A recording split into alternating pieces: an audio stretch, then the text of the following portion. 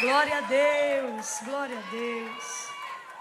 Porque dele, por ele, para ele são todas as coisas. Paz do Senhor Jesus, igreja. Que honra, que alegria. Eu não sabia dessa história. Pastor Pedro, Deus abençoe sua vida. Meu Deus do céu. Pastora Kelly, toda essa igreja, gente, meu Deus. Eu estava ali, né, sentindo tanta presença de Deus. Eu ainda estou nesse estado de contemplação que o pastor falou. Sabe assim, quando você, né, eu estou aqui, tipo, ainda na manivela.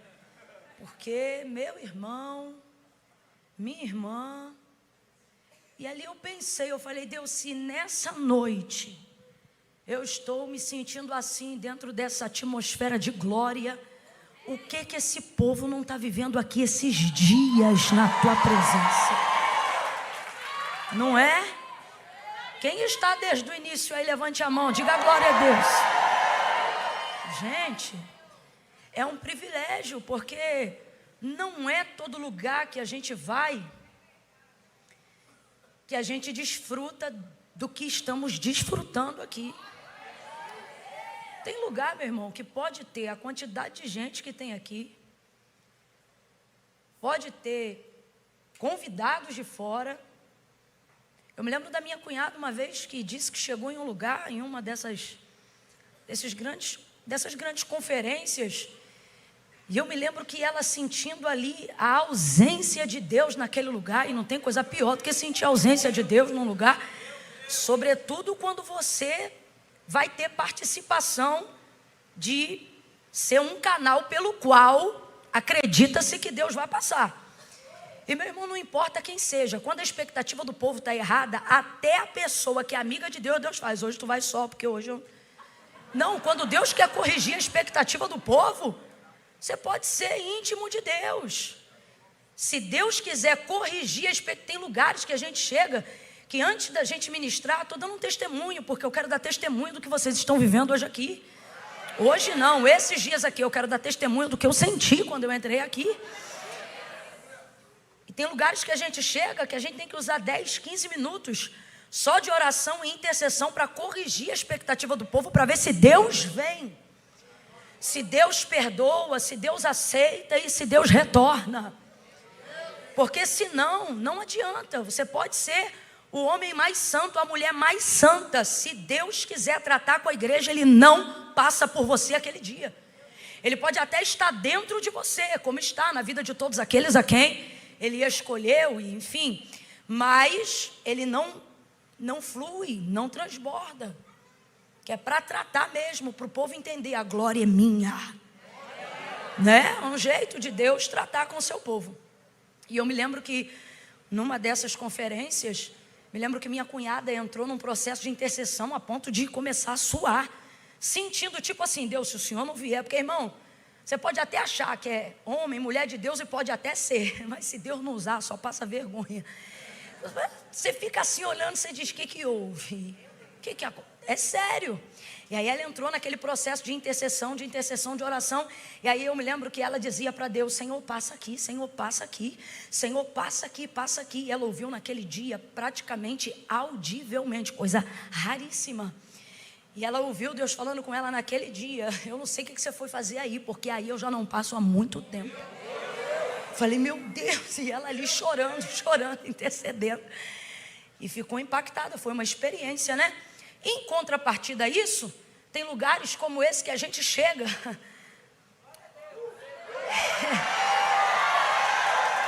E a gente fica até... Meu Deus, o que está havendo? Que glória, que unção, que graças. A gente só chora, entra até num estado de confusão mental para a organização espiritual, porque a gente só lembra do quê? Do que errou, do que falhou e pensa, não sou digno, não tinha que sentir isso, eu não mereço, eu não posso. E aí vem o homem cheio do Espírito Santo, eu vaguei, eu digo, fui eu, Jesus, eu vaguei. Eu entro num estado, eu falei, vai estar contando a nossa história. Quanto mais você se aproxima de Deus, mais nítidos ficam os seus erros. Por isso que a presença de Deus não é um lugar romântico como alguém pensa que deveria ser. Irmãos, a glória de Deus, quando manifestou-se no Sinai, não foi som de violino, cello, é ruim, hein? Foi saraiva, foi fogo, foi trovão, foi raio, foi relâmpago. Tanto é que o povo desejou ver ao Senhor como via Moisés. E o Senhor atendeu tal interesse e falou: manda o povo santificar, manda o povo banhar, manda o povo se limpar, manda o povo se vestir, manda o povo jejuar e manda eles virem aqui para o pé da montanha. E quando o povo chegou, o povo em tese estava pronto para aquele encontro. Mas à medida que o Senhor se manifestava no Sinai, meu Deus do céu, aconteceu o que o Morada canta. As pernas começaram, e o que me faz tremer começaram a tremer, ficaram apavorados. Por quê? Porque o lugar da manifestação da glória de Deus é um lugar de confronto. Não porque Deus te lança em rosto nada do que você tenha feito, mas porque a evidência da sua santidade lança luz sobre tudo que é impuro, não para te afastar, mas para te corrigir apesar de. Porque, irmãos, é tudo muito maravilhoso, mas o lugar da glória de Deus é um lugar que só se acessa por intermédio da santidade. O pastor já falou aqui, por exemplo, dos serafins. A visão de Isaías. Olha, eu agradeço, mas se puder deixar o logo só da conferência. Sem eu com essa cara de oi, tudo bem? Pronto. Obrigada. Ele disse: no ano em que morreu o rei Uzias, eu, Isaías, vi o Senhor assentado sobre um alto e sublime trono. A glória enchia a casa. Seu manto se estendia de maneira que ele não podia nem ver aonde terminava. Os umbrais das portas se moviam, meu irmão. Imagina a sensação de um terremoto. Os umbrais das portas se moviam. Olha o nível de abalo. Completa aí para mim, por favor. Olha o nível de abalo. Quem diz que viu a glória de Deus e não ficou abalado, não chegou tão perto assim. Os umbrais das portas se moviam com a voz do que clamava. E o que eles clamavam? A gente já falou hoje aqui. Quando o pastor falou assim, lembre-se dos serafins, eu e pastora Kelly falamos juntos na hora. A primeira coisa que a gente começou a adorar foi: Santo, Santo, Santo é o Senhor dos exércitos. Deus não criou o homem para a sua adoração. Quando Deus determinou o que deveria ser adorado, para isso Ele criou os anjos. Os anjos adoram a Deus como Ele deve ser adorado. Já pensou se Deus dependesse da nossa adoração para ser adorado? No dia que a gente está bem, a gente adora. No dia que a gente está mal, vamos falar a verdade. Mas não. Os anjos o adoram como Ele deve ser adorado. E aí Isaías disse que contemplou naquela visão e viu a adoração. Em adoração, no meio daquele temor e tremor, Santo, Santo, Santo. Qual é a canção que os anjos cantam diariamente, de eternidade e em eternidade? Que Ele é? Que Ele é? Diga aí para mim, Deus é bom ou não é? Seria errado se os anjos cantassem: o Senhor é bom e toda a terra está cheia da sua benignidade? Seria errado? Claro que não. Davi salmodiou, salmo de número 136, um salmo belíssimo, não seria errado. Poxa, pastor Eduardo Reis, por que eu te vi agora? Eu não estava te vendo, eu estava desenrolando bom a beça. O que você está fazendo aqui? Vai no banheiro, vai beber água, vai fazer alguma coisa. Do nada te vi, que raiva. Ai, deixa eu continuar aqui. Peleja, Jesus, deixa eu fingir que eu não vi ele, me ajuda. Não seria errado se eles trocassem a adoração. Entendo o que eu estou querendo dizer. Vamos supor, não é o que acontece, mas vamos supor que a adoração tivesse o turno trocado dos serafins. Porque a nossa visão limitada faz a gente pensar em um nível de cansaço. Vamos falar a verdade, um nível até de tédio. Que tipo de adoração é essa que todo dia é a mesma canção sem parar? É o mesmo louvor sem parar. Imagine milênios e milênios e a mesma adoração sem parar. Uma eternidade inteira ainda por vir, sem jamais acabar e nem um minuto parar. Então, só por causa da limitação da nossa mente, vamos tentar imaginar, para a gente chegar no que o Espírito Santo está falando ao meu coração, que houvesse uma troca de turno de serafins. Imagine que quando fosse a troca, um deles dissesse assim: não, peraí, a gente já está o quê? Há uns 1159 anos cantando que Ele é santo, vamos embora cantar uma canção nova. E aí alguém falar assim, não, vamos ressaltar hoje uma outra característica das tantas que o Excélcio tem. Vamos dizer, por exemplo, que ele é bom. Diante da sua presença, acredite, ainda que isso fosse real, o que não é, jamais eles iriam conseguir mudar essa canção. Eu acho que mesmo que eles tivessem de cor qualquer uma outra canção para adorar ao Senhor, quando chegassem diante da sua presença, diante de tudo aquilo que o Senhor reflete, a adoração, para ser adoração, ela precisa ser voluntária, ela precisa ser espontânea, ela precisa ser literalmente intencional da parte de dentro, que é uma outra coisa que a gente precisa corrigir. A ideia de que os anjos estão adorando a Deus dessa maneira, como se eles fossem obrigados, como se eles fossem CLT celestial, proletários. Aí tem que parar com essa mania. Querendo ou não, vamos falar a verdade, lá no escondidinho do cognitivo da nossa mente e imaginação, a gente tem um pouquinho disso. Os anjos adoram assim porque eles como se fossem obrigados. Irmão, se anjo fosse obrigado a servir a Deus, sobretudo em sua glória, Satanás não teria dissuadido até essa parte dos anjos que estão no céu. Os que estão lá porque querem, porque são fiéis. Estão lá por espontaneidade, por adoração, por devoção. O Senhor também não quer quem não quer. É por isso que no livro de Jó, um dos amigos de Jó vai dizer, se ele não confia plenamente nem naqueles que estão lá. Por quê? Isso aqui é uma citação e uma alusão à caída e à queda daqueles que desceram com Satanás. Então a espontaneidade, aí você pensa, a espontaneidade na repetição, a maior devoção está na capacidade repetitiva. Procure quem tem vida devocional e veja se há espontaneidade todos os dias na devoção deles. Não há. Quando você encontrar um grande homem e uma mulher de Deus, pode ter certeza, se ele chegou a esse nível, é porque ele fez muita coisa sem sentir, fez muita coisa sem querer, fez por integridade na devoção. E eles adoram. E não conseguiriam jamais adorar nenhuma outra coisa, porque a santidade de Deus revela isso. Santo, santo, santo. Isaías não fica alegre. Como é que não fica alegre se acabou de ver o céu? Ele fica apavorado. Quanto mais perto da glória, maior é o pavor, o espanto, o assombro.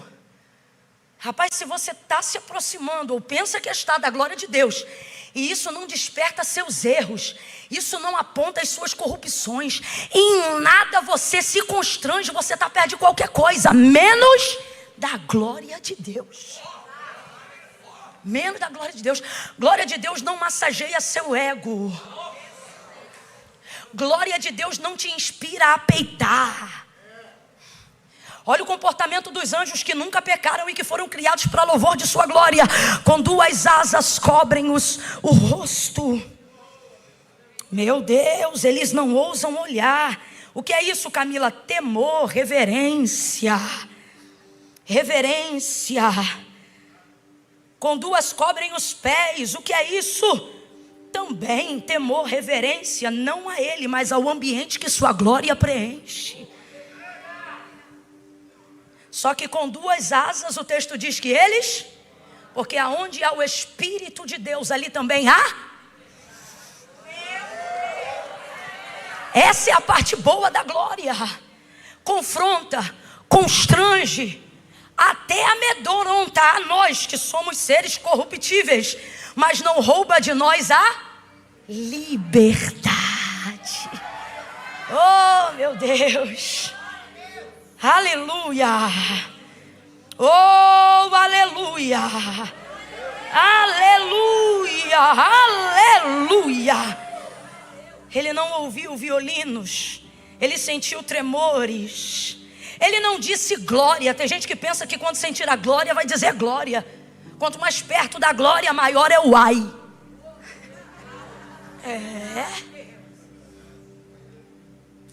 Ai de mim, é o reconhecimento da não dignidade de ver tal coisa, sentir tal coisa, estar em tal ambiente. Diante de Deus, eu já senti isso hoje aqui. O sentimento literal de indignidade, preenchido pela cobertura da graça, que é o que me faz ter a ousadia de, no nome de Jesus, subir aqui para crer por fé que há algo que eu possa entregar, ou que Deus possa entregar passando por mim. Graça. Disse ele: ai de mim, eu sou um homem impuro, eu habito no meio de um povo de impuros lábios. E o que o Senhor fez? Deu um chute na visão de Isaías? Não. Deus sempre tem um recurso. Deus sempre tem uma forma, um meio, uma saída. Labacalamando remaia shai. Oh, Deus está dizendo assim para alguém: quando você sentir isso, o primeiro sentimento humano é vontade de correr de mim, mas a minha graça vai trabalhar em contrapartida a esse sentimento. Ela vai usar as pernas, vai usar os braços, vai tocar no coração, vai corrigir a mente, vai. O quê? Por quê, Camila? Porque ele diz: você vai continuar com desejo de correr, mas não é de mim, é para mim. Você vai começar a perceber que suas fraquezas querem te jogar para longe de mim, mas a minha graça vai mostrar que elas não são o meio pelo qual eu te rejeito, elas são o meio pelo qual eu uso para aperfeiçoar o meu poder na tua fraqueza.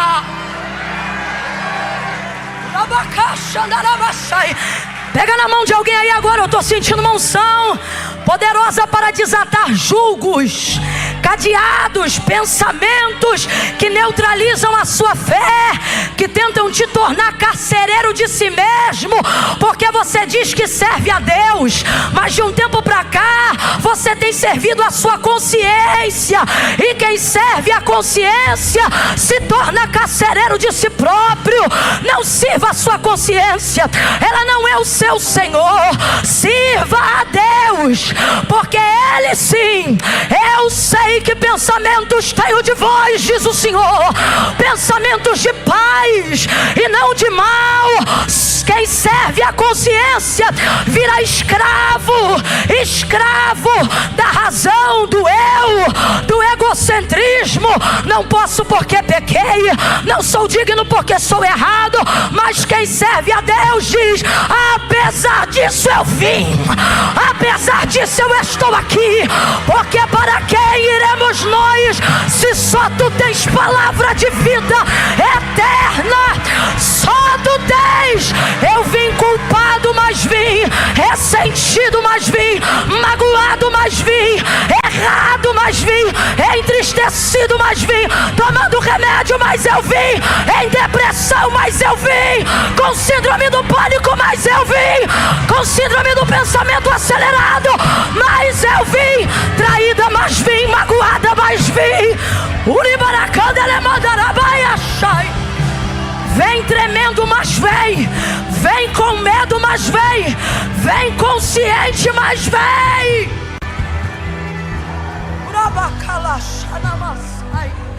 Camando remaia súria. Essa é a parte difícil. Parar de servir a consciência e servir a Deus é a parte mais difícil do cristianismo. Você não tem que perder a consciência, senão não vai entender o cristianismo. O culto não é sobrenatural. Paulo disse: apresentem um culto racional. Será possível fazer isso sem consciência? Então não pode perder a consciência. O que você não pode é permitir que a última palavra seja dela. Senão você se tornará servo da consciência e não servo de Deus.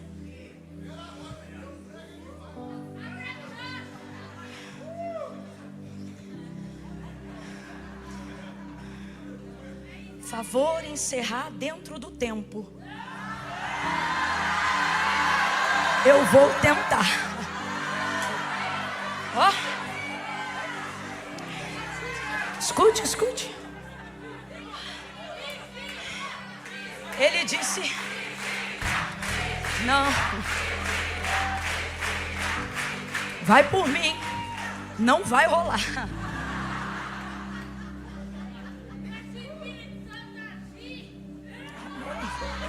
Amém.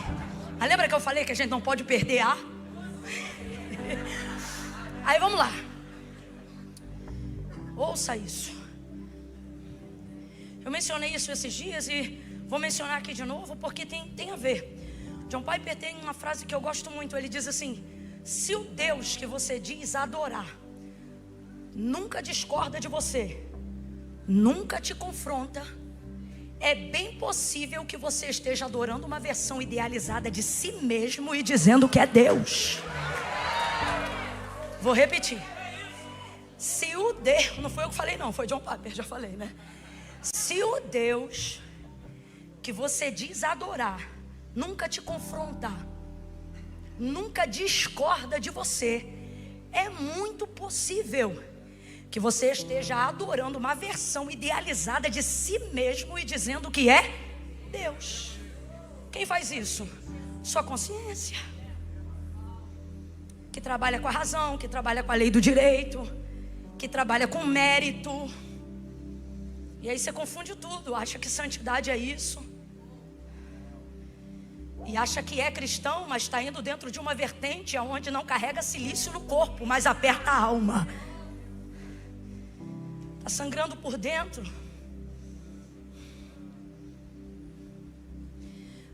O texto é tão claro na maneira como Jesus passa pela porta do nosso coração, né? Como é que é? Quem lembra? Ele chega na porta e faz tchá! Bum! Estou à porta aí. O que abrir? Se vai abrir, é porque tem a chave do lado de? Você tem a chave. Mas a razão, sua santidade deturpada, te impede de abrir a porta por dentro. Depois que eu me consertar, eu abro. Depois que eu me santificar, eu abro. Depois que eu me corrigir, eu abro. Depois que eu compensar todos os pecados, eu abro. Jesus não é o tipo de visita que espera você arrumar a casa para entrar. Escuta, que Deus está falando de verdade isso com a gente hoje aqui. A batida de Jesus na porta de alguém é o tipo de oportunidade que você não pode dizer vem amanhã. E tem gente aqui achando que tem expediente de agenda.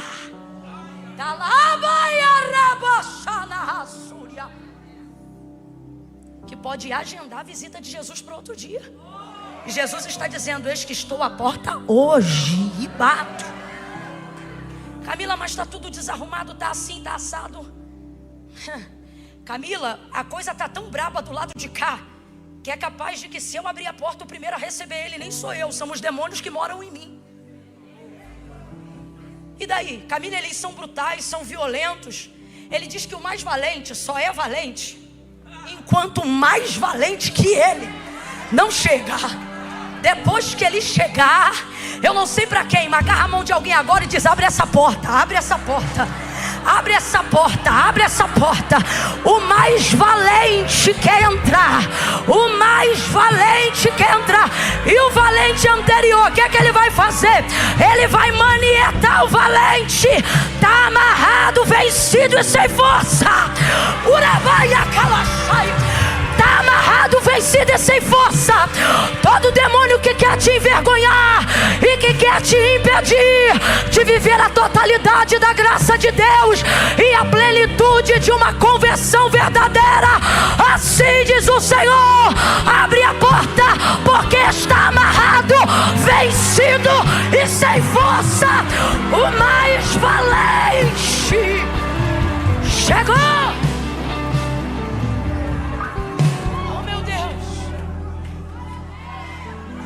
A gente quer o tempo todo se afastar. A gente quer o tempo todo se afastar. Nossa consciência quer nos afastar. O medo pela consciência dos nossos pecados dizem: se afaste. O tempo todo, sim ou não, gente? É a guerra da nossa vida. Você fica sem orar 3 dias, aí depois fica mais 3 dias. Aí o coração começa a desejar orar, mas você não quer orar porque já está 6 dias sem orar e tem vergonha de orar. Se afastar o tempo todo, se afastar. Você quer arrumar a casa primeiro, e o Senhor está dizendo: quando eu bater na porta, não arruma a casa, só abre a porta. Só abre a porta. Abre a porta. Isaías vai dizer: ai de mim, Isaías capítulo 6, ai de mim, tenaz, brasa viva, anjo. Rapaz, se ele estava com medo antes, imagina agora. É isso mesmo que eu mereço. Ele vai selar minha boca, vai me queimar, vai... Não. O fogo não foi para consumir, foi para purir.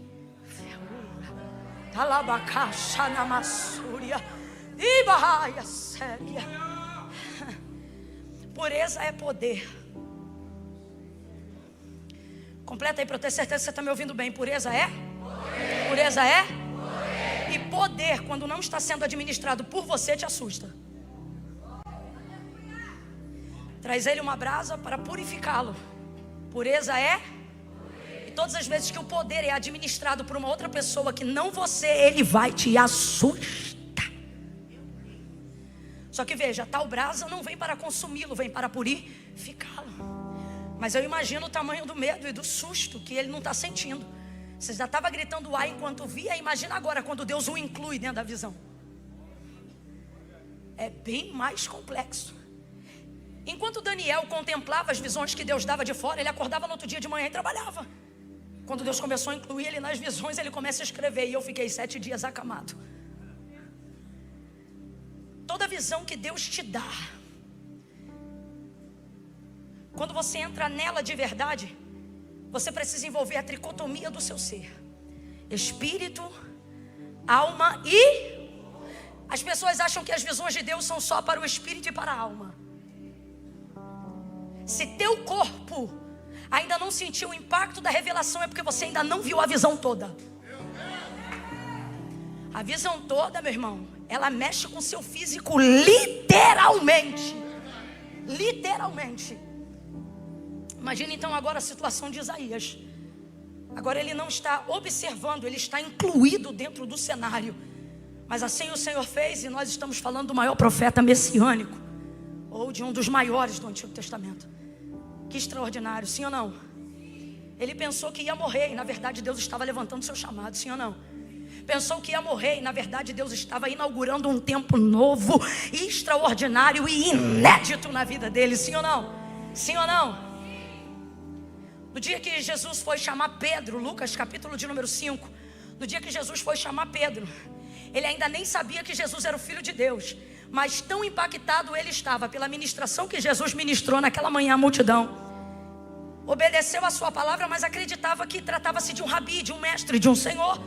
E isso já era o suficiente para ele temer, obedecer. Voltou ao mar, lançou a rede. Quando ele viu o tranco da quantidade de peixes que estava na sua rede, o texto diz que o barco quase foi a pique. É complicadão quando esse tipo de coisa acontece. Quanto mais você se aproxima do chamado, mais abalada é a estrutura. E isso assusta, é a hora que Deus prova a sua fé. Porque presta atenção, o que vale mais financeiramente falando, a rede ou o barco? Está em dúvida?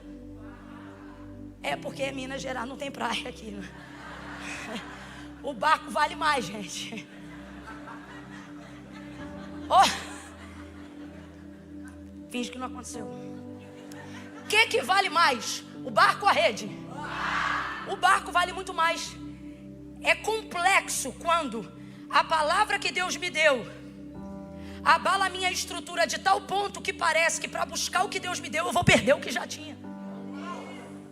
O texto diz que o barco quase ia a pique. Olha para mim e diga quase. Se tu ainda não viveu um quase de Deus, tu ainda não está no chamado. O chamado te leva para um lugar de quase, um lugar de romper limites. Sério? Tá me ajudando, é por isso que eu gosto de tu. Um lugar de limites. Olha o que o texto diz, que o barco quase ia a pique. Irmãos, o que isso significa? Talvez um pouco de água entrando, talvez ouvir a madeira estalando. E a rede? Ali na contenção. Tem muita coisa, mas não consegue trazer para a superfície. E esse é o desafio do chamado. Você crê que tem, sabe que Deus deu. O mais difícil não é pegar, é trazer para a superfície, é tornar real, tangível aquilo que você sabe que Deus te deu. E essa é a angústia da tua alma, fica entre a rede e o barco. Preservo a estrutura e perco o que Deus deu, ou pego o que Deus deu e aconteça o que acontecer. Só que você tem que entender que debaixo de uma palavra, estrutura não naufraga. É quase. Olha para alguém aí agora e diga: é quase. É quase. Consola alguém e diga para essa pessoa: não solta a rede, é só um quase. Quando esse processo terminar, o teu testemunho vai ser forte. Eu quase morri, mas não morri. Eu quase perdi, mas não perdi.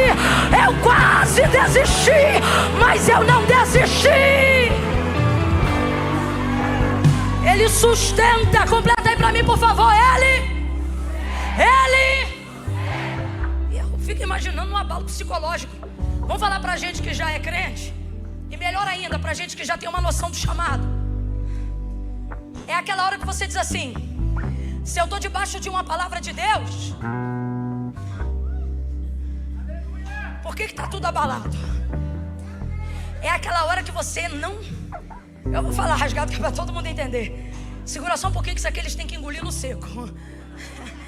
É aquela hora que você pensa: rapaz, se é de Deus a direção que eu tomei para minha vida, por que eu estou quase perdendo o barco, a rede e o juízo?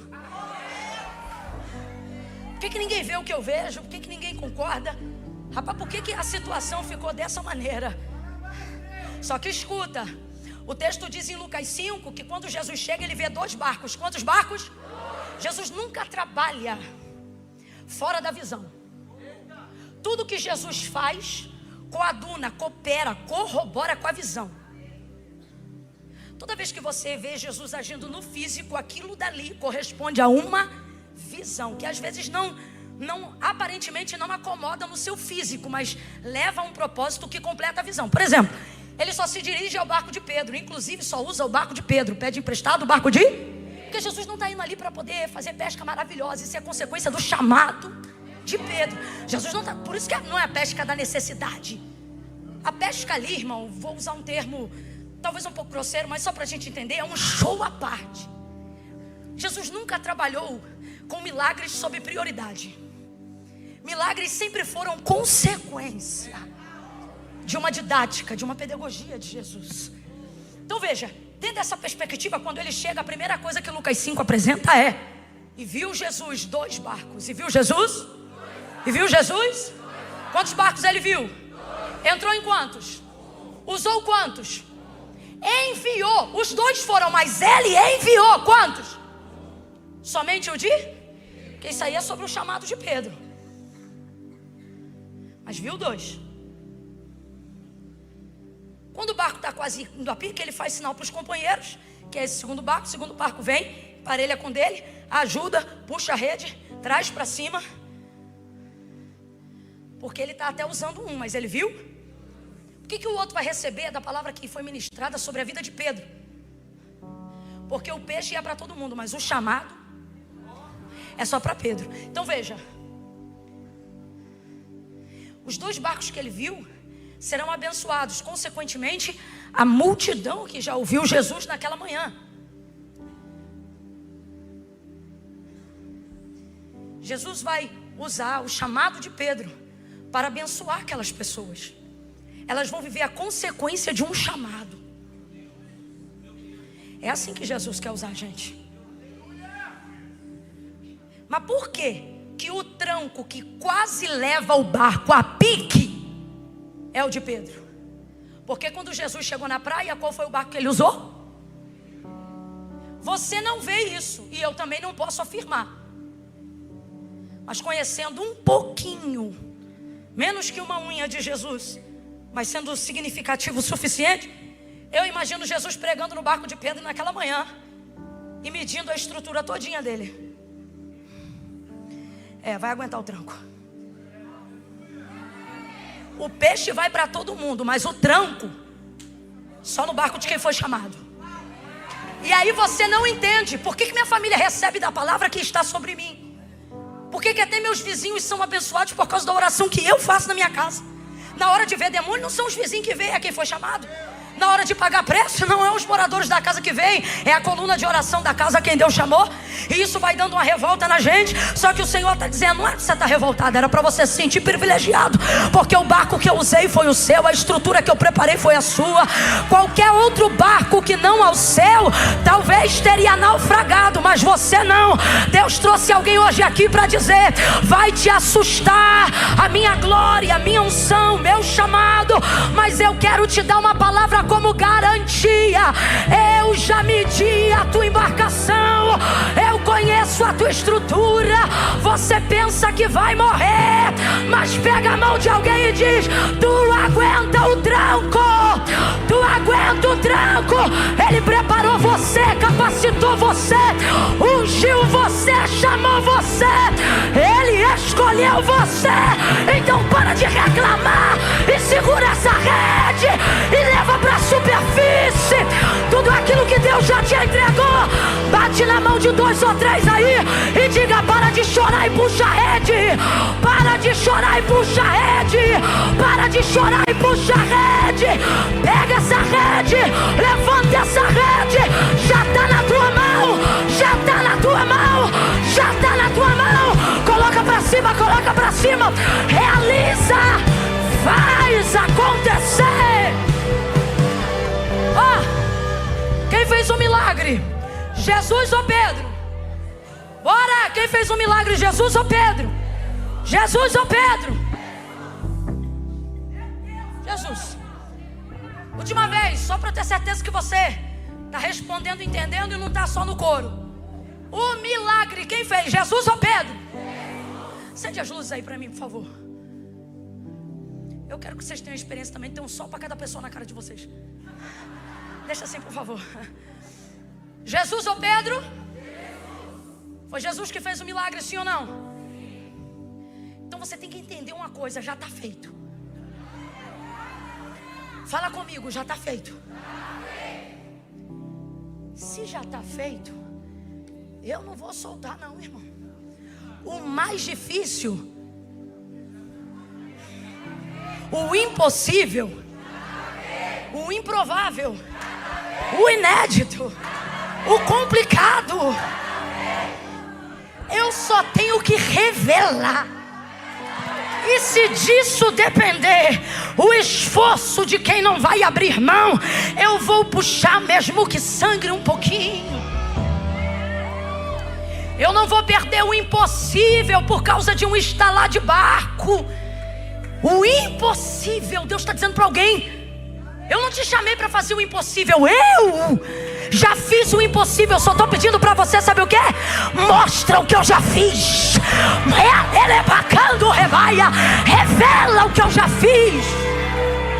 Só isso. Completa. Completa. E assim ele foi chamado. E abra sua Bíblia em Lucas, capítulo de número 5. Não, já estou pregando. Eu só vou ler porque eu não quero críticas daqueles que estão olhando e dizendo, ah lá, porque rapaz, tu está pregando a Bíblia, falando da Bíblia, citando o texto, mas tem alguém em casa que vai dizer assim, não abriu a Bíblia até agora. Eu não sou muito adepta de críticas, então evito brechas. Lucas capítulo 5. Eu quero ler só um versículo para a gente concluir. Só um. Ó. Lucas capítulo 5, versículo 6, 7 e 8.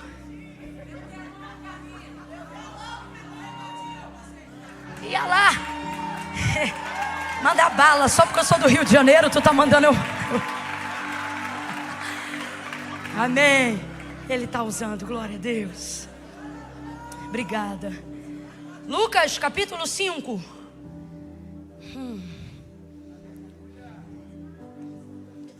Versos 6, 7 e 8. Abre aí, gente. Vou te falar um negócio com o maior carinho, tu vai aceitar? Se tu não aceitar, eu vou falar assim mesmo. Presta atenção. Palavra de Deus é a palavra de Deus em qualquer lugar, sim ou não? Sim. Maior prova de que a palavra é a palavra, não importa onde ela está, desde que ela seja a palavra de Deus, é que quando o regime do Talibã voltou ao Afeganistão, mulheres foram degoladas em praça pública porque carregavam o aplicativo da Bíblia Sagrada no celular. Então a palavra de Deus é a palavra de Deus em qualquer. No telão ela é a palavra de Deus, no seu celular ela é a palavra de Deus. Só que eu quero que você entenda uma coisa: um privilégio, quem não usufrui de privilégios perde a oportunidade de desfrutar de coisas boas. São privilégios. Você quer ver?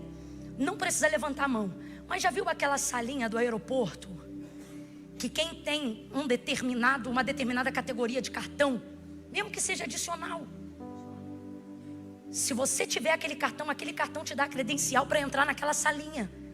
E Camila, por que é legal entrar naquela salinha? Porque aquela salinha tem comidinha. Aquela salinha tem água com gás, tem água comum, tem suco, tem refrigerante, tem caldo. Irmãos, Deus já usou aquela salinha para ser socorro presente tantas vezes na minha vida. Aquela salinha. Que é isso? Isso é um privi? Isso é um privi? Quando você não desfruta de privilégio, você perde. Camila, o que isso tem a ver com a Bíblia? O que isso tem a ver com o que você está falando? O que isso tem a ver com as mulheres degoladas no Afeganistão? Eu quero deixar claro que não é uma obrigação, isso é um. Você acha que um convertido na China gostaria de usar essa Bíblia aqui na rua? Estude a cultura da China então e veja. Eles amariam. Irmão André, fundador, Missão Portas Abertas, não só no Brasil, mas no mundo. Abre aspas, o contrabandista de Bíblia. Estude um pouco da história do irmão André. Ele tem uma frase consigo, dormiu no Senhor esse ano, aonde ele diz: eu creio que toda porta está aberta para você passar por ela e pregar o evangelho, desde que você não vá preocupado em voltar. Isso é muito forte. Quem entendeu sabe o quão forte é isso. Isso era o que guiava a vida dele, e Deus lhe deu muitos dias. E sabe o que ele mais fazia atendendo missões no mundo? Compartilhava exemplares da palavra da Bíblia. Foi confirmado hoje a morte de um missionário no Quênia. Alguém viu essa notícia? A esposa dele infelizmente confirmou a sua morte. Sabe aonde estavam algumas das indicações de que ele era missionário? Não só o evangelho que ele pregava, mas que ele carregava. Isto não é só um livro. Então, se no Brasil, e eu falei isso tudo para te dizer isso no maior amor, se no Brasil você tem a oportunidade de usar isso de maneira material, nunca deixe de poder, uma vez que você pode, a usar a sua Bíblia. Não precisa levantar, quem trouxe não precisa, que isso não é ostentação. A igreja é lugar mesmo da gente receber palavra, direcionamento. Então sempre que você puder, meu irmão, tenha sempre em mãos a sua, use ela. Não porque obrigação, volto a dizer, mas porque diante de tudo que eu disse, a gente precisa entender que isso é um privilégio.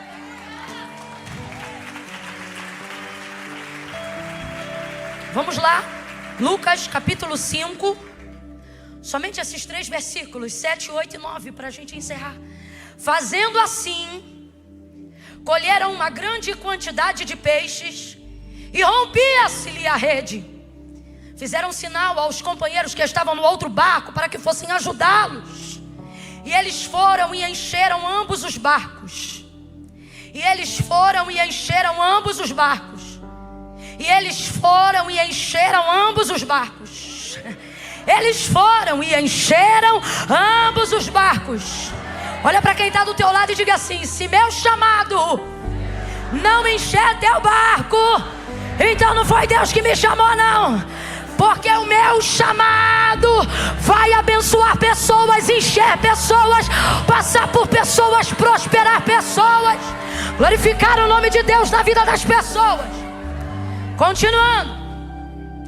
De maneira tal, encheram ambos os barcos, de maneira tal que quase iam a pique. Vendo isto, Simão Pedro prostrou-se aos pés de Jesus, dizendo: afasta-te de mim. Ele disse glória a Deus. Ele nem sabe que é Jesus Cristo. Para ele é um mestre, um rabi de alguma sinagoga. Mas olha isso. Vendo isto, Simão Pedro prostrou-se aos pés de Jesus, dizendo: Senhor. Esse Senhor está com S maiúsculo. Ele não sabe literalmente quem é, mas já sabe que é alguém grande, relevante, de senhorio. Afasta-te de mim, porque sou homem pecador. Pois o espanto, verso 9, se apoderara dele. O espanto. Por que não está o alívio? Já que pegou mais peixe do que nunca, depois de uma noite frustrada. Por que não está a alegria? Qual é a palavra que a gente usou agora? Aqui está, estavam maravilhados. Mas a colocação no grego está atemorizados, espantados.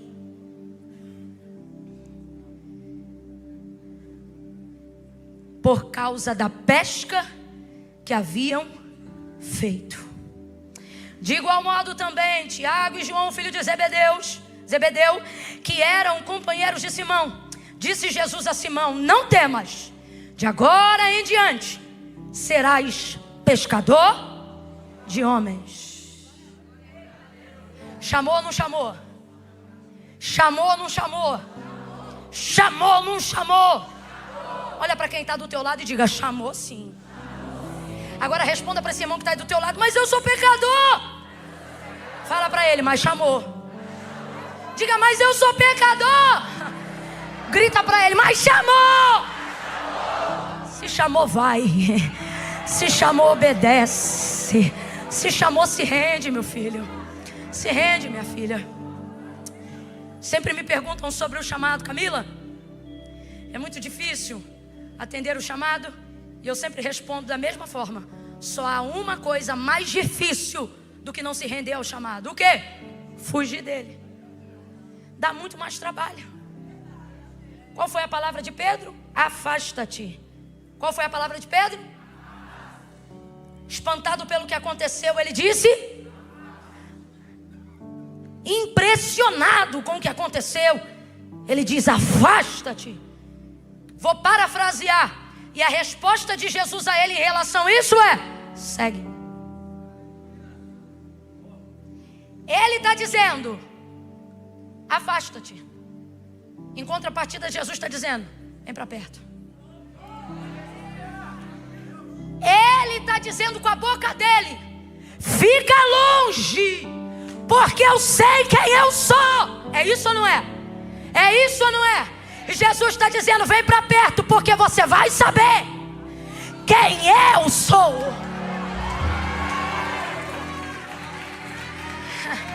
Eu sou o caminho, a verdade e a vida. Ele nunca disse: eu sou a chegada. Também nunca disse: eu sou a partida. Porque andar com Jesus não é sobre como você começa, e nem é sobre ter a inspiração no prêmio da chegada. É sobre aprender a desfrutar com Ele a caminhada enquanto você vai até o destino que Ele traçou. Por isso Ele nunca disse: eu sou o destino, apesar de ser. Ele disse: eu sou o caminho. Ele disse: eu sou a verdade. Ele disse: eu sou a vida. Eu sou a vida. A vida que você procura, eu sou. A vida que você deseja, sou eu. Eu sou. Quando ele chamou a Moisés, eles. E Moisés disse: quando eu chegar lá e me perguntarem quem me enviou a eles, o que eu respondo? Ele disse: diga para eles que o eu sou te enviou a eles. O que é que isso significa? O Deus dos vossos pais, o Deus de Abraão, o Deus que cumpre promessa. Mas sabe o que isso também significa? Moisés, você não vai saber quem eu sou em uma hora de conversa de sarça. Vai libertar o meu povo e você vai ver quem eu sou. Deus você não conhece no dia que Ele chama, você conhece depois que você aceita o chamado e começa a caminhar com Ele. Quando você caminha com Ele, aí você descobre: eu sou água que sai da rocha, eu sou nuvem durante o dia, eu sou fogo durante a noite, eu sou roupa que não acaba, eu sou maná no deserto, eu sou o que você precisar que eu seja, na hora que você precisar que eu seja, desde que você esteja no lugar que eu te chamei. Pega na mão de quem está do teu lado e diga: você não é, mas Ele é. Você não é, mas Ele é. Você não pode, mas Ele pode. Você não quer, mas dele eu quero efetuar. Aceite o seu chamado. Aceita, aceita.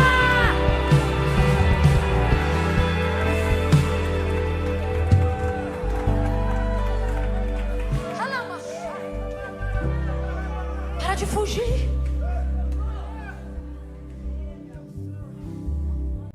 Quanto mais você vê quem você é, mais você diz: afasta-te.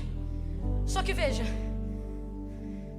Mateus 16, 24 em diante, Ele nunca disse: se alguém quiser vir após mim, me chame. Não. Se alguém quiser vir após mim, negue-se a si mesmo, tome sobre si a sua cruz. E essa é a minha parte que mais me interessa. E siga-me.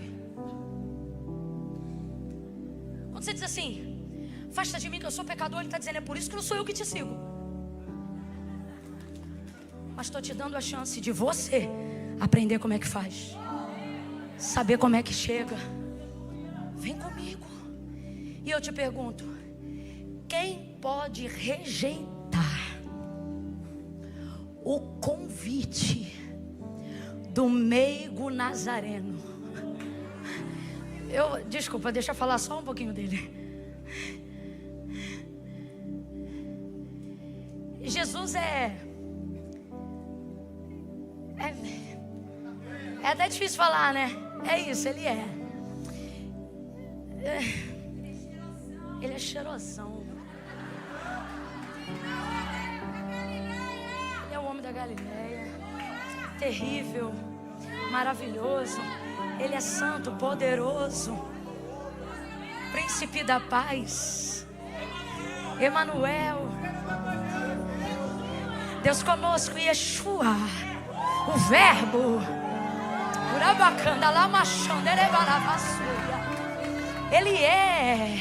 Ele é a raiz de Jessé. Ele é o lírio dos vales. Ele é a resplandecente estrela da alva. Ele é o mesmo ontem, hoje e eternamente. Ele é o que era, o que é e o que há de vir. Já foi dito, mas eu repito aqui: maravilhoso, conselheiro, Deus forte, Pai da eternidade, príncipe da paz. Oh, Ele é, Ele é, Ele é. Tudo foi feito por Ele, e sem Ele nada do que foi feito se fez. No princípio Ele era o verbo, e o verbo estava com Deus, e o verbo era Deus. Nele, nele, nele, e somente nele, nele estava a vida, e a vida era a luz dos homens, e a luz resplandeceu nas trevas, e as trevas não prevaleceram. Lutaram, mas não prevaleceram. Guerrearam, mas não prevaleceram. Porque antes da cruz Ele já era o haja luz, o alfa e o ômega, o primeiro e o último, o leão e o cordeiro, o imaculado, o santo, o unigênito do Pai. Oh, o cordeiro que tira o pecado do mundo. Ele é o amigo do órfão, Ele é o ajudador de viúvas, Ele é o juiz do injustiçado, Ele é o Pai dos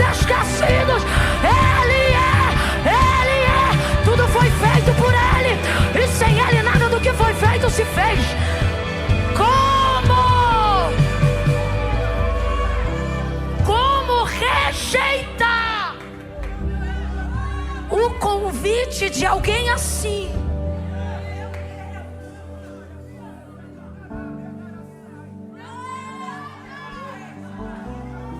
Você não está cansado do chamado.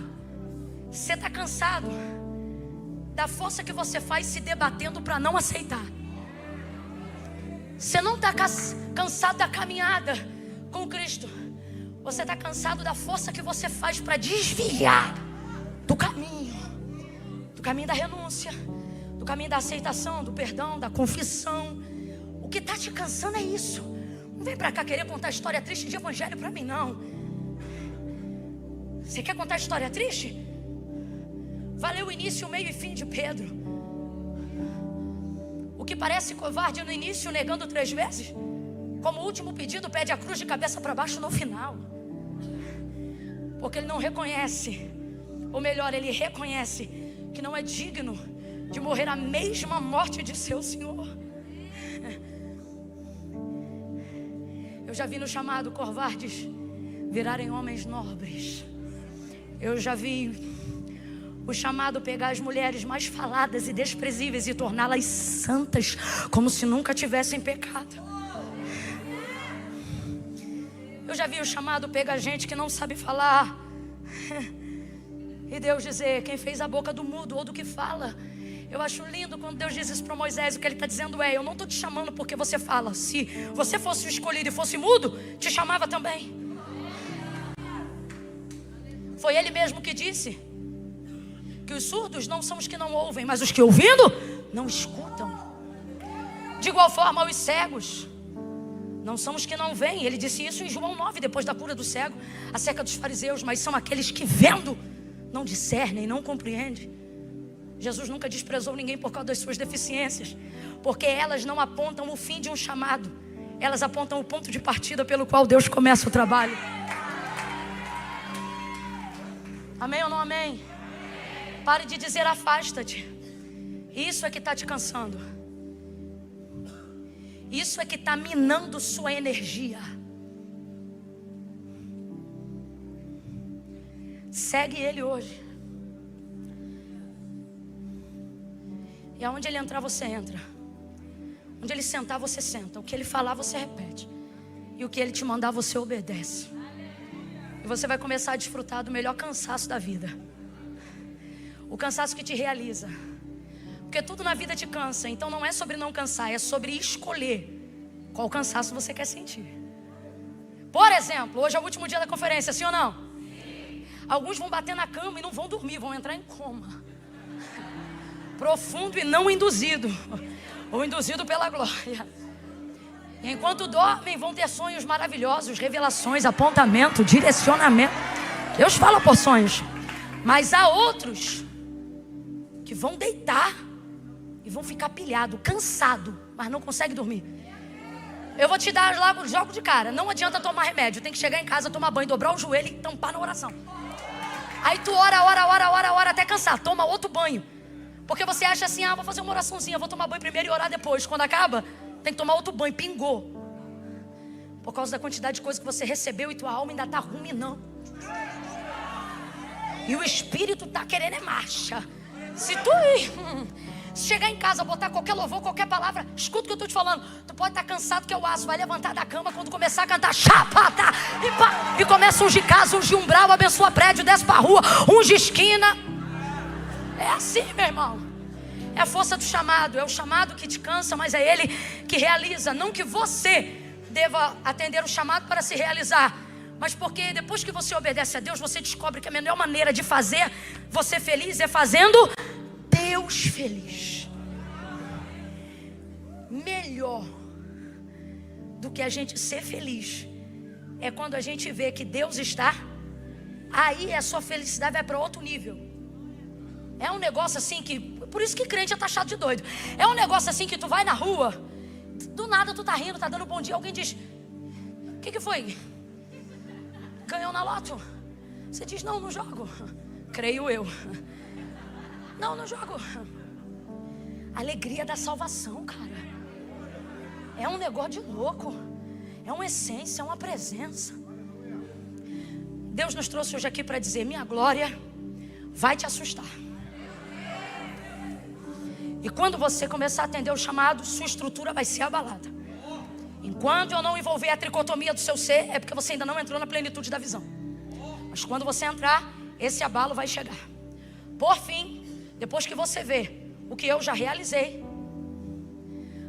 o primeiro pensamento é que você não vai dar conta de levar isso até o fim. Por isso é que eu te digo, segue-me. Por quê? Porque você obedece, quem leva sou eu. Então não se afaste.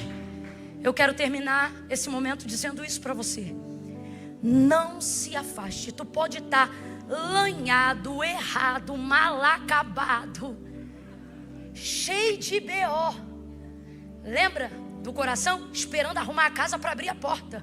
Jesus está dizendo, abre a porta do jeito que tá. Ele nunca disse se arruma e vem. Ele disse, vinde a mim, todos vós. Sabe por que eu gosto do estáis? É advérbio de tempo. Significa que advérbio temporal. O que é advérbio temporal?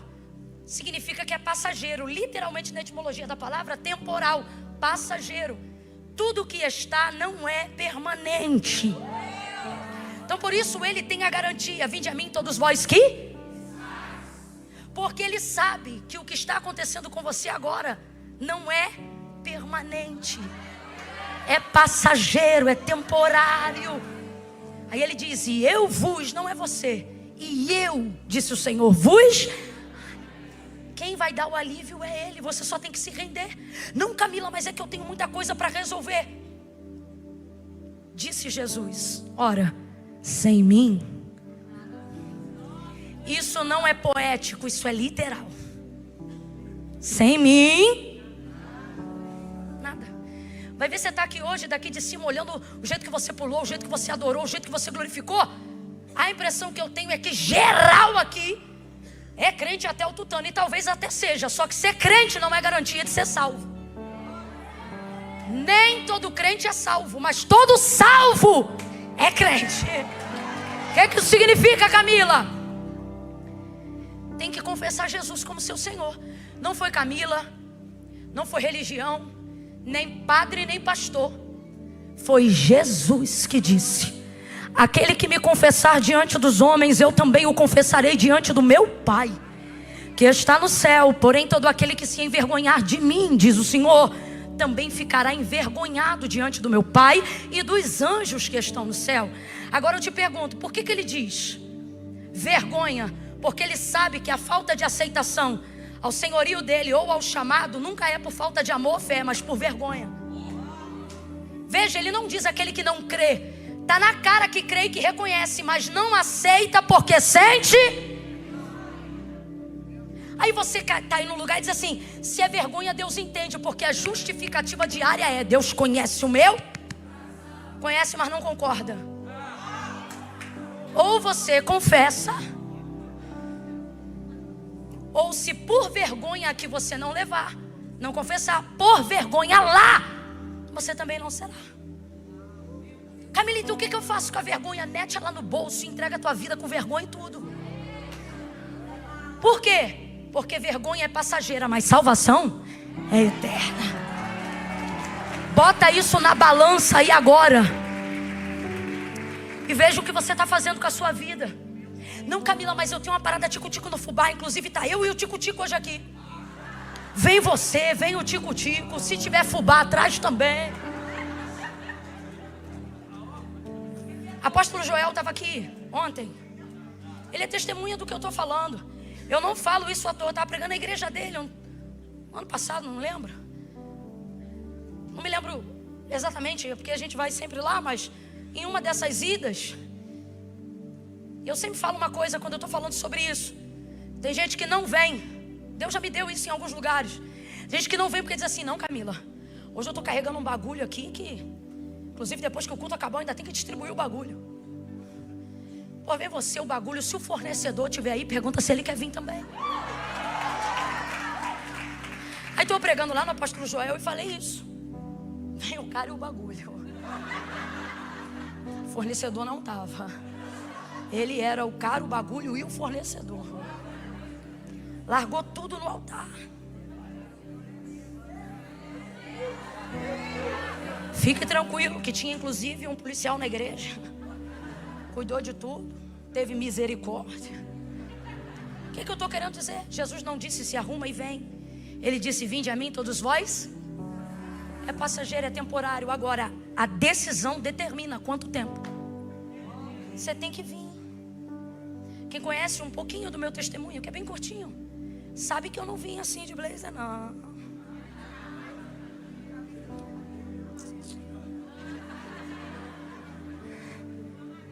Isso aqui é depois da caminhada. Quando eu vim, sentava no último banco da primeira igreja batista da Posse. Eu assistia todos os cultos de domingo e de quarta-feira. Todos! E todo sábado era baile. Quarta culto porque minha mãe obrigava. Sábado ela saía, a gente ia para o baile. Domingo ela levava a gente obrigado de novo. Quarta igreja, sábado baile. Quarta igreja, sábado. Domingo. Quarta. Não. Quarta. Sábado. Aí um dia ia ter um evento especial no domingo. Eu olhava pro relógio, o culto não acabava. E eu dizia: mano, esse culto não acaba. Eu estava esperando o culto acabar para ir para onde? Foi a única vez que eu fui pronta pro baile a caminho da igreja.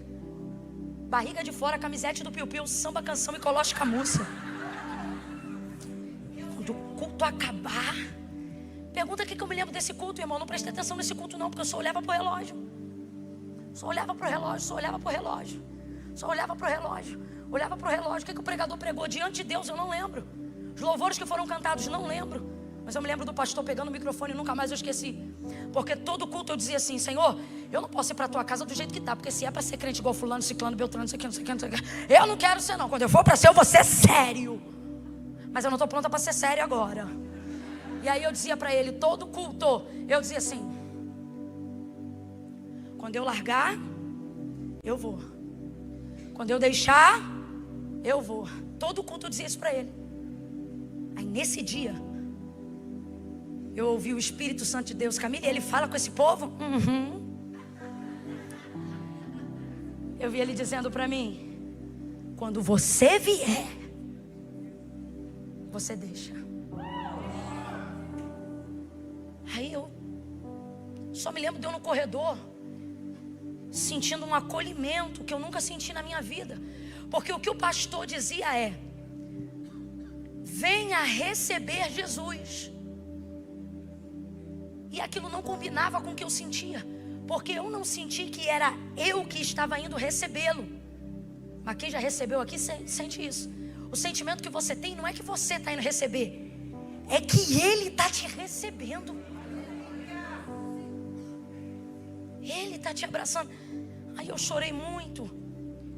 Passou água debaixo da ponte, mas nunca mais a ponte caiu. Fiquei firme. Estou aqui para a glória de Deus até hoje. E daqui, meu irmão, eu só vou para o céu. Mas foi assim. Foi assim. Tinha 2 caminhos para voltar para casa. Um passava na porta do... Mas o outro, Marcelo, tinha que dar uma volta mais longa. Aí alguém dizia: vamos por aqui, é mais perto. Eu dizia: não dá, porque eu ainda estou caminhando. E se eu ouvir enquanto eu estou caminhando, seja humilde na sua conversão.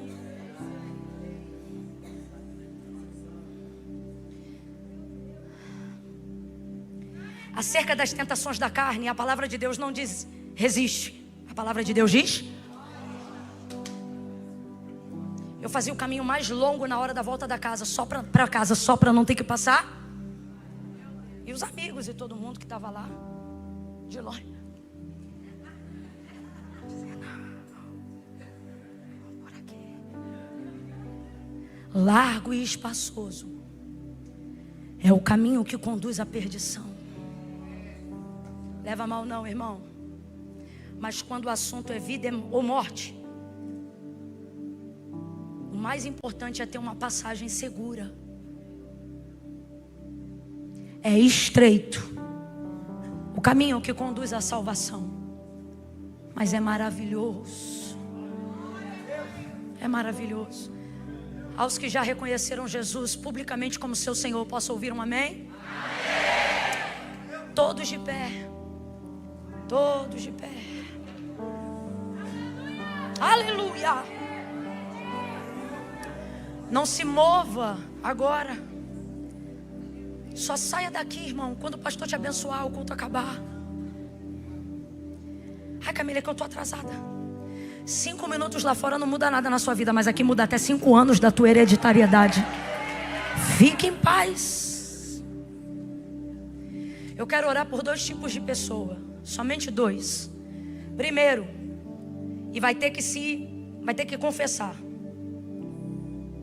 O primeiro grupo de pessoas são os que já são convertidos. Os que já confessaram Jesus como Senhor. Já caminham com Ele. De vez em quando passam o estreito, mas estão com Ele. Mas reconhecem que estão cansados de si mesmo e do caminho de fuga que criaram para não se render ao chamado, ao ofício ministerial, ao propósito intencional pelo qual Deus te criou. Camila, foi para mim. Eu estou vivendo esse cansaço. Eu estou num caminho de fuga. Meu coração ama, minha alma o deseja, mas meus hábitos me colocam em posição de corrida contrária. Isso tem me deixado triste. Eu não tenho respostas que justifiquem esse comportamento que eu tenho tido. E a conferência foi uma injeção de ânimo para mim nisso. E eu quero fazer hoje com Deus um renovo de uma aliança do propósito. Eu quero rendição, eu quero pedir perdão pelo tempo de negligência.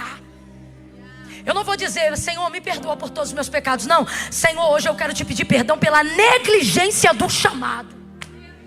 Se você reconhece que essa pessoa, ainda que convertido, salvo, mas reconhece, levanta a sua mão aonde você está agora. Só levante a sua mão. Levante a sua mão. Fique de mão estendida, fique de mão estendida, aonde você está. Eu sei que não são todos, tem gente que estão vivendo uma ótima fase, pessoas aqui.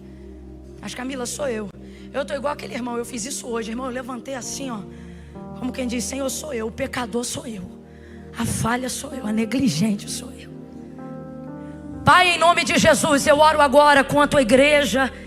E te suplico, em nome de Jesus, Pai, pela tua igreja, por aqueles que estão aqui como parte integrantes do corpo de Cristo, mas que estão como membros outrora, porque cremos assim pela fé, não mais agora, mas outrora, como membros anestesiados dentro do corpo, negligenciando sem saber o porquê, se cansando na fuga ao invés de se desgastar no propósito. Deus, recebe a nossa confissão. Confesse aí para Ele agora, confesse. Confesse para Ele, Senhor, eu não tenho orado de manhã e isso me entristece. Eu digo que vou orar depois e passo o dia e não oro. Eu tenho negligenciado a leitura da palavra. Como pode um servo de Deus não ler a Bíblia, Senhor? Eu quero pedir perdão pelo abandono da leitura da palavra. Eu quero pedir perdão pela negligência do lugar da devocional. Restaura as minhas forças, fala com Ele aí. Ore, ore, ore, Pai. Eu oro com eles e por eles.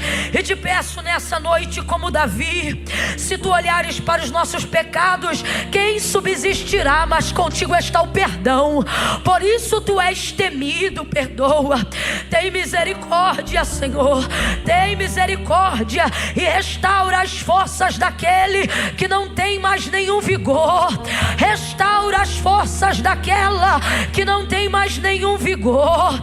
Porque a tua palavra diz que os que esperam no Senhor renovarão as suas forças. Pai, existem pessoas aqui entristecidas pelo comportamento diante de Ti, mas elas esperam em Ti. Por isso colocamos com muito temor em nossa boca o clamor de Jó, quando ele disse: eu sei que o meu Redentor vive e que por fim se levantará. Deus, levanta o espírito abatido, o mesmo espírito que ressuscitou Cristo dentre os mortos. Levanta esta pessoa para viver a plenitude plenitude do chamado e não a frustração da fuga. Começa hoje um novo tempo, inaugura um 2023 de maneira diferente de tudo que essa pessoa já viveu até hoje.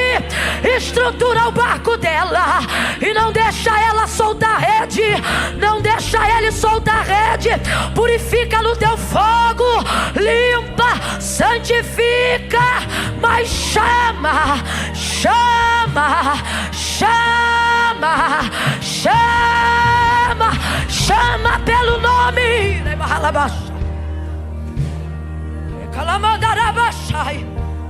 Em nome de Jesus, Senhor, renova, traz de volta aquele coração que não resistia à tua presença. Traz de volta aquele coração que desligava o fogo para atender o chamado da oração. Traz de volta aquele coração que encostava o carro em qualquer lugar para se render em adoração. Traz de volta, Deus, aquele coração cujas primeiras horas do dia eram dedicadas ao Senhor para buscar primeiramente o reino do céu e a sua justiça. Traz de volta aquela oração de madrugada de quem te conheceu às 3 horas da manhã. Traz de volta o jejum que santifica. Traz de volta a renúncia. Traz de volta, em nome de Jesus. Resgata, Senhor, a intimidade que a negligência perdeu. Urabacalaço, Deremanaracan, Derebalaiachai, Urebaracan, Delemaiachan, Derebai, oh, Arabalabaiada, Sabadas. Em nome de Jesus nós oramos, Pai. Sela, marca esse dia com um antes e um depois. Em nome de Jesus, quem concorda diga amém. Segundo convite.